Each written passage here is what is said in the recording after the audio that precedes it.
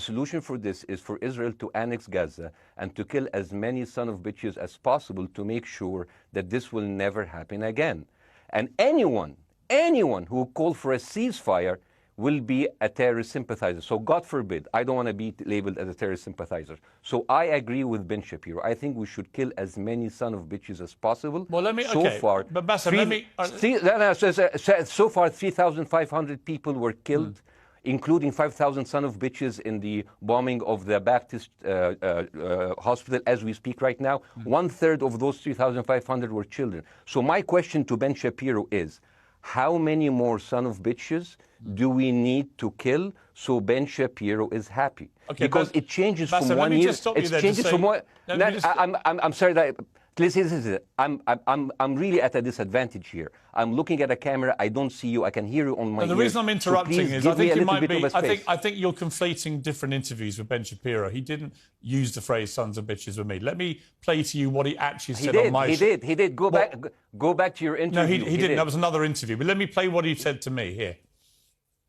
Well, frankly, I don't believe in proportionate response to terrorism. I believe that the way that you stop terrorism is with wildly disproportionate response. That doesn't mean in terms of targeting civilians. It means in terms of killing as many terrorists as humanly possible and allowing them to dictate the terms of engagement by hiding behind civilians in areas that they are supposedly responsible for means that the only option for Israel is to surrender to Hamas's hatred of its own citizens, its willingness to use its own children as human shields. No country worth its salt could ever do that.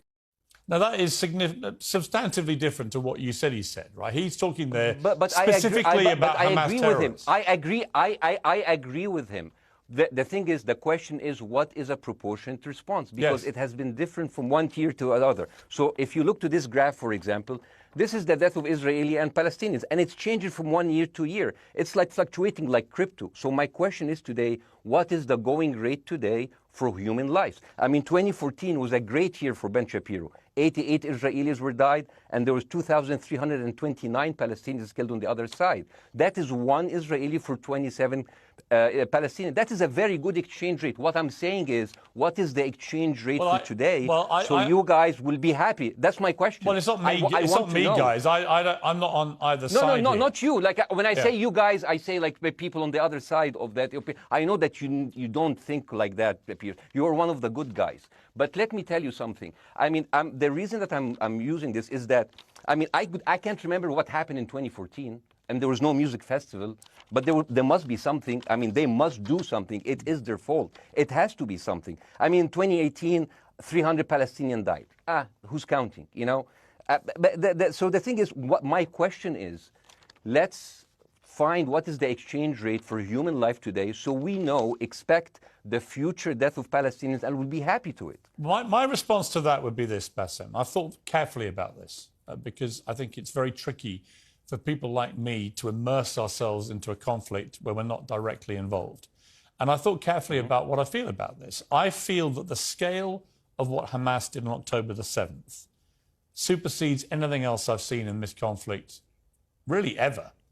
The savagery, the butchery, the slaughter of 1,300 people, the shooting of babies, the 100%. Kidnapping of grandmothers and so on. So if we can agree on that, which I think is inarguable, then the question then becomes, again, about proportion. I don't disagree that there's been a lot of bad stuff on both sides going back historically for decades. But if we agree that this was on a different level altogether, quite deliberately by Hamas, designed to provoke... No, here's my question. Let me ask you a question. And the question, because you raised it earlier about proportion. I honestly don't know what the proportionate response is. I honestly don't. I don't. I've been watching the airstrikes this week thinking... So what's your question? Well, I would ask you, if you were Israel, what would you... If I was Israel? If you were Israel and that had happened to you, what would you think would be the appropriate way for the country to respond? I would do exactly like Israel did, kill as many people as possible since the world is letting me do it. I mean, I can do it because I can, you know. But the thing is, you know what, I agree with you. And you know what, I'm going to be even ahead of you because I see the question coming. Do you condemn Hamas for the atrocity? Yes, I condemn Hamas. I condemn Hamas. Hamas is the source of all evil. They're a reason for everything. And you know what, let's for a minute imagine a world without Hamas. Right.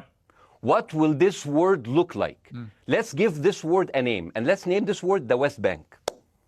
Hamas has absolutely no control in the West Bank. And since the beginning of this year, only through August, 37 Palestinian kids were killed. No music festival, no paragliding. فضلاً وليس أمراً أن لا تنسوا دعمنا بلايك والاشتراك في القناة ليصلك كل ما هو جديد.